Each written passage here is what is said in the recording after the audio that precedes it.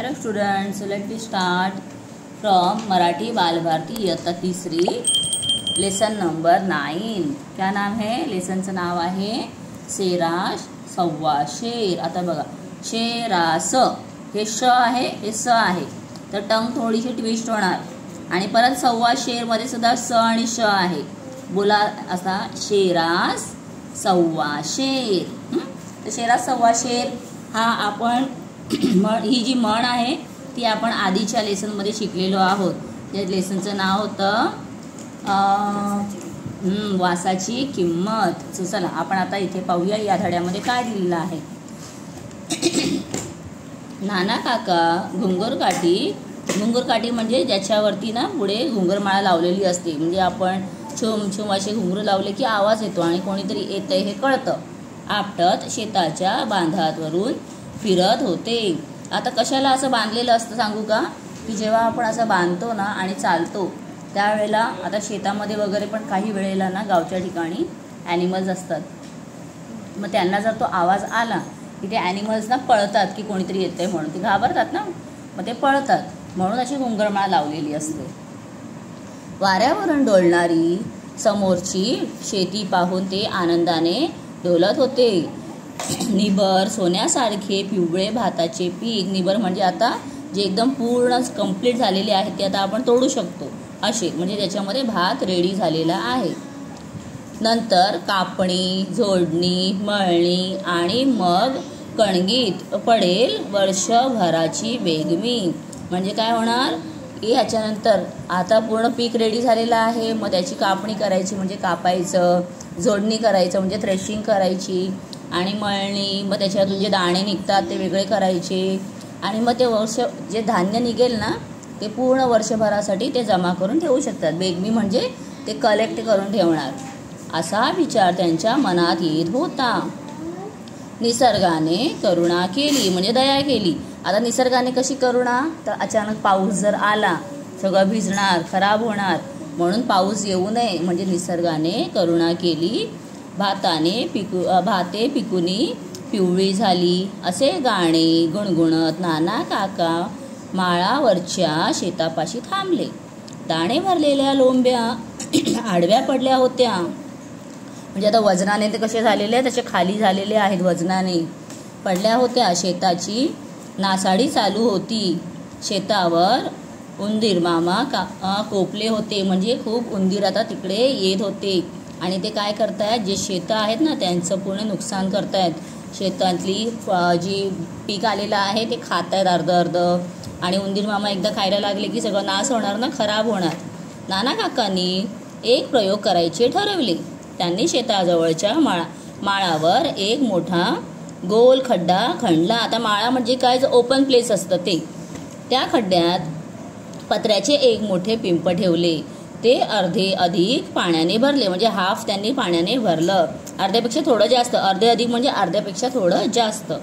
त्याच्या मोकळ्या तोंडावर एक तर्फेसारखी हलकी लांब फळी बसवली, म्हणजे त्यांनी काय केलं, हा पिंप ठेवला, पाण्याचा पिंप म्हणजे टाकी, आणि त्याच्यावरती अशी फळी ठेवली, आणि त्या फळीला काही त्यांनी बॅलन्स दिलेलं नाहीये, अशी अर्धी बाहेर अर्धी आतमध्ये अशी ठेवलेली आहे। आणि नंतर काय झालं, पिंपावरच्या फळीच्या टोकाला तळलेली भजी ठेवली। तर भजी का ठेवली? कारण उंदीर मामा जे आहेत त्यांना तळलेले तेलाचे पदार्थ खायला आवडतात। तर अंधार पडला आणि नाना काका शेतावरून घरी आले।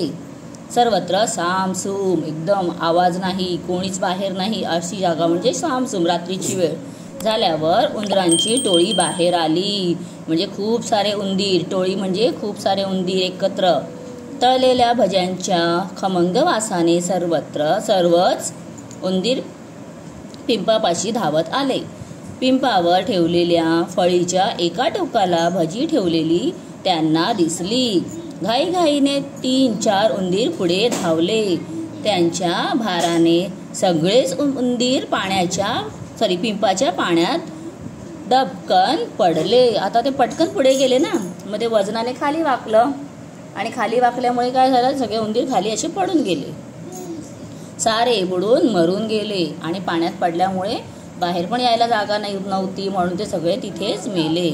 सकाळी अधीरतेने म्हणजे जराही वेट न करता नानाच काका पिंपापाशी आले.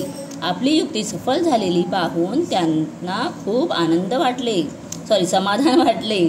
संध्याकाळी पुन्हा खमंग भजी घेऊन नाना काका घरी आले. आता पुन्हा ते आलेले आहेत, कारण नेक्स्ट डे पुन्हा त्यांना तेच करायचं आहे. कारण ह्याच्यामध्ये शेतामध्ये फक्त 2-4 उंदीर नव्हते, भरपूर होते ना. परत दुसऱ्या दिवशी सकाळी नाना काका पिंपापाशी गेले. फळीवरची भजी फस्त केलेली होती, पण पिंपामध्ये मात्र एकही उंदीर दिसला नाही. आता सगळ्या भज्या ज्या ठेवलेल्या होत्या त्या सगळ्या संपलेल्या, पण पाण्यात एकही उंदीर पडलेला नव्हता. त्यांना फारच आश्चर्य वाटले.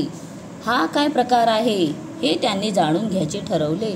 त्यांना असं वाटलं की अरे पहिल्या दिवशी तर उंदीर पडले पाण्यात, मग आता का नाही पडले. मग त्यांना पण क्युरिओसिटी झाली की असं कसं झालं असेल. ते पाहण्यासाठी बघा ते इथे आता लपून उभे आहेत.